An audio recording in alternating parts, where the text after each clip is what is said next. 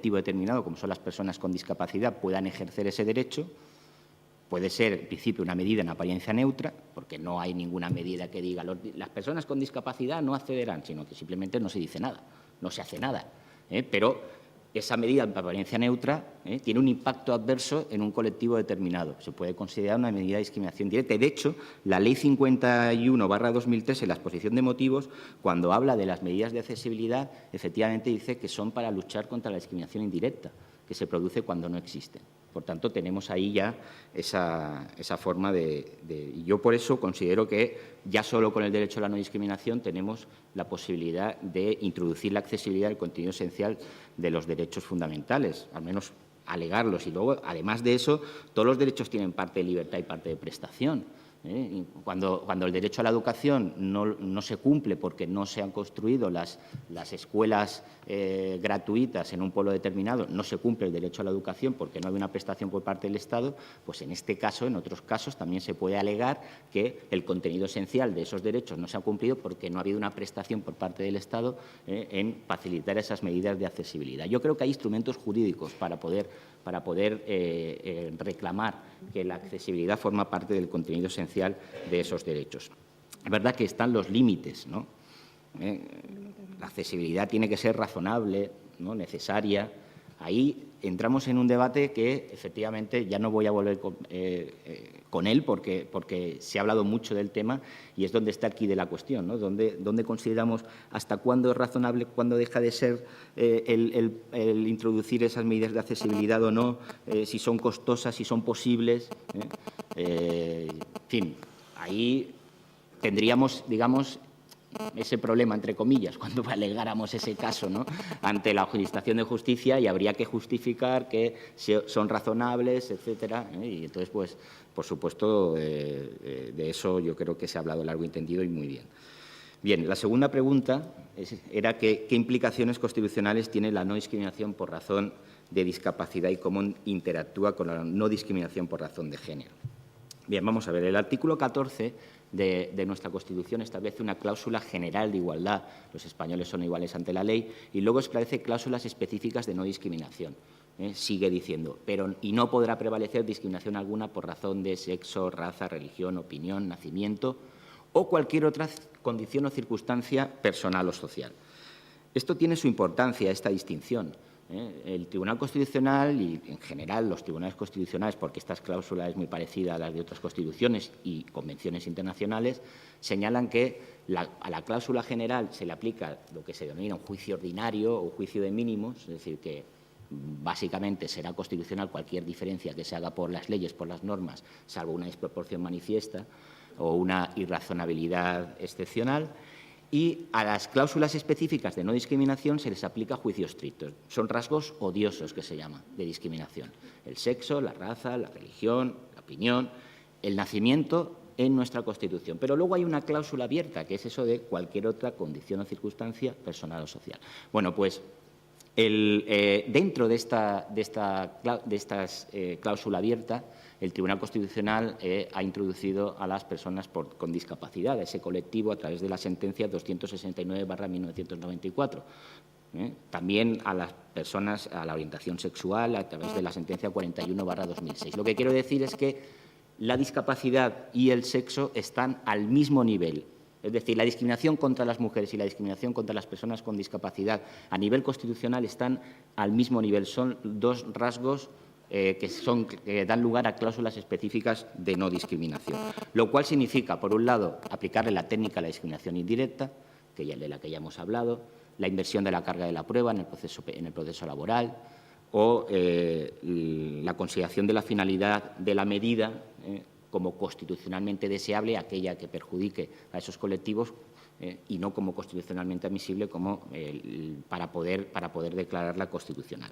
Y ya para acabar, sin embargo, yo sí que veo una diferencia, que es la diferencia entre las acciones positivas a favor de las personas con discapacidad y las acciones positivas a favor de las mujeres. Sí que veo una diferencia constitucional y, de hecho, a la primera yo le denominaría, más que acciones positivas, a las medidas a favor de las personas con discapacidad, para distinguirlas, medidas de igualación positiva. La diferencia la veo en que las medidas que favorecen a las personas con discapacidad tratan de compensar una desventaja individual, y no solo el estigma de pertenecer a un colectivo socialmente discriminado, como ocurre con las segundas. Es decir, son las dos cosas a la vez. Por eso son atemporales, por eso siempre tendremos que plantearlas y por eso siempre serán constitucionales. Incluso en sociedades ideales que han superado todo tipo de discriminaciones, también habría que plantearlas. ¿Por qué? Porque no sería justo, desde mi punto de vista, en ninguna circunstancia, ni siquiera en esas, que no recibieran esa ayuda del Estado, estas personas con discapacidad, porque el esfuerzo y el talento que tienen que utilizar para alcanzar los bienes sociales y materiales es mayor del que tienen que utilizar las personas que no tienen una discapacidad reconocida jurídicamente. Todos tenemos discapacidades, como ha dicho muy bien anteriormente el compañero, pero algunos tienen una discapacidad jurídicamente reconocida, otros no. Eso significa que hay ahí una desventaja objetivable, individual, que no tiene que ver solo con la adscripción a un grupo socialmente discriminado, sino con una desventaja individual. Por eso el rasgo sexo es bidireccional y el rasgo discapacidad no lo es, en el sentido de que las medidas que utilizan el sexo para favorecer a las mujeres no se les aplica un juicio estricto, porque en virtud del juego del artículo 14 con el 9.2, que establece la obligación del Estado de establecer medidas para favorecer la igualdad material, pero sí que se le aplica un juicio intermedio. Fijaros, voy a poner un ejemplo para concluir. La sentencia 269/94, mucha gente la conocerá aquí, establece la constitucionalidad de las cuotas de personas con discapacidad en la Administración pública. De hecho, el caso era, bueno, pues una mujer que con una nota superior, pongamos 7, en una prueba de oposición a una persona con discapacidad que aprobó la oposición, pero pongamos que tuvo un 5, creo que va por ahí, pero vamos, no estoy seguro de las cifras, pero sí que había una diferencia de mérito. A favor de la mujer, pues se le otorgó la plaza a la persona con discapacidad porque tenía que cubrir la cuota del 3%. Esto ya pasó hace muchos años. Y el Tribunal Constitucional dijo que era perfectamente constitucional y, además, casi sin argumentación, porque aplicó juicio de mínimos. No le veía absolutamente ningún problema de constitucionalidad, eran realidades diferentes, se aplican soluciones diferentes. Imagínense ustedes una cuota de mujeres a la Administración pública donde el hombre obtiene un 7, 7,5, la mujer obtiene un 5 y, por aplicar la cuota, accede a la función pública la mujer por encima del hombre. A nivel de derecho español no ha ocurrido, pero a nivel de derecho comunitario, la sentencia Calanque de 1995 ya declaró contraria a derecho comunitario una promoción automática de la mujer por ser mujer a igualdad de méritos que se establecía en una norma de Alemania, de un Estado de Alemania. A igualdad de méritos, ya no con diferencia de méritos, sino a igualdad de méritos, lo consideró discriminatorio contra el hombre, porque utilizaba el rasgo sexo sin ningún tipo de racionalidad. Entonces, bueno, después hubo una rectificación y, bueno, se utiliza, pero con otros criterios también, y ahora es constitucional o no es contrario a derecho comunitario, pero matizado. Pero para que veáis la diferencia, desde mi punto de vista, que entre las acciones positivas y las medidas de igualación positiva. Incluso si planteara en España algo así, seguro que habría una controversia que no hubo con la sentencia 269/94. Muy bien, pues gracias. Luego tendremos oportunidad de agrupar las cuatro intervenciones y las preguntas. Le toca ahora el turno a Laura Diego. Laura. Bueno, buenos días a todos y muchas gracias también por la invitación al Instituto de Derechos Humanos Bartolomé de las Casas para poder exponer también la postura del Ministerio y los trabajos que estamos realizando de adaptación a la Convención Internacional. Y es desde esta premisa, desde la aplicación de la Convención Internacional como derecho vigente en nuestro país desde el 3 de mayo del 2008, desde donde comienzo la respuesta a la pregunta formulada. Ya en el preámbulo de la Convención se establece que la accesibilidad al entorno físico, económico, social y cultural, a la educación y a la salud y a la información y a la comunicación es de vital importancia para que las personas con discapacidad puedan gozar plenamente de los derechos humanos y de las libertades fundamentales. Así lo declara en su preámbulo, como ya he dicho, y se eleva a principio de interpretador de todo el texto, y también se establece como un derecho en sí mismo, como ya hemos hablado aquí. Para la eliminación, para el poder ejercer este derecho de acceso, deben de ser eliminados todos los obstáculos y barreras de todo tipo, de forma que las personas con discapacidad puedan vivir de forma independiente y participar plenamente en todos los aspectos de la vida. Y de la interpretación de dos artículos de la Convención, del artículo 2 y del 9, se puede afirmar que constituye una discriminación por motivos de discapacidad la no adopción de las medidas necesarias para asegurar el derecho de acceso en igualdad de condiciones de las personas con discapacidad.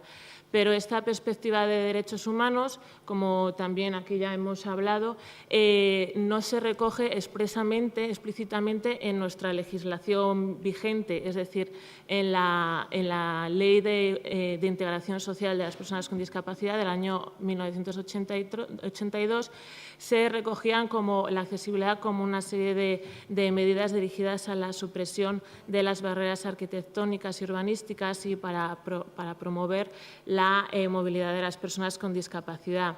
En la Ley del año 2003 de Igualdad de Oportunidades, No Discriminación y Accesibilidad Universal de las Personas con Discapacidad, se establece que la no accesibilidad se reconoce a los entornos, productos y servicios es una forma de discriminación indirecta, como también acaba de mencionar mi compañero David.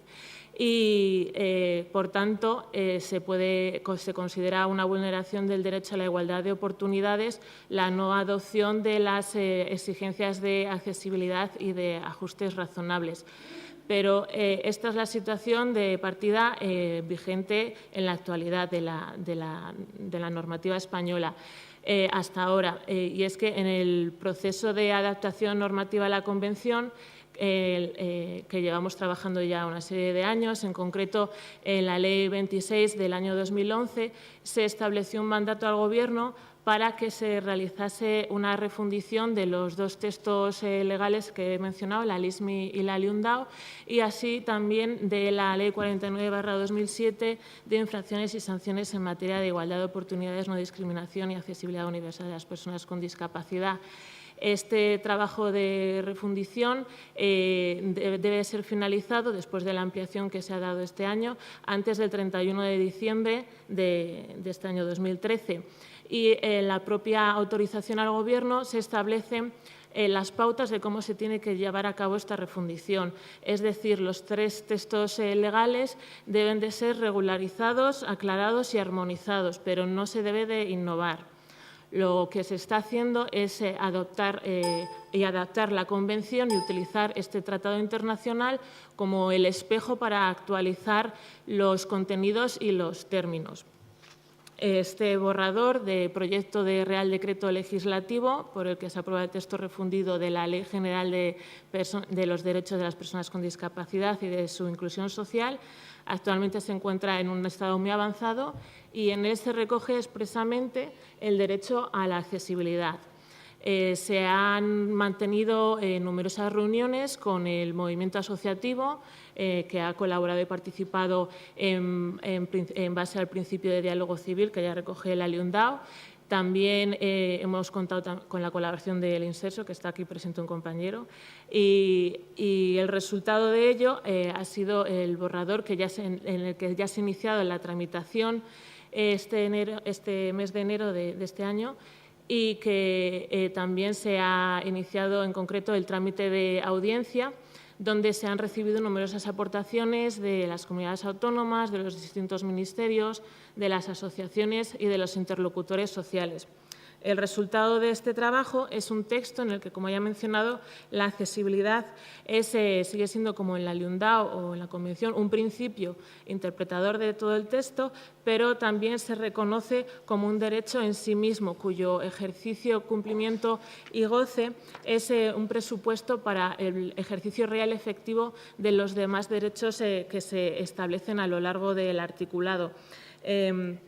y se cristalizan en el derecho a la vida independiente y a participar plenamente en todos los aspectos de la vida. En concreto, la novedad, como ya he mencionado, de este texto, si se puede decir que es la novedad, es la actualización de los términos y contenidos a la Convención.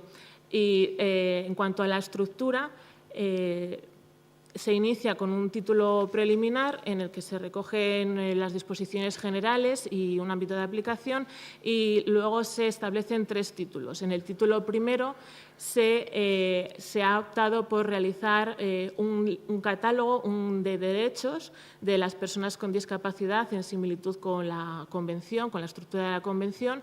En el título segundo se viene a recoger todo lo que es la normativa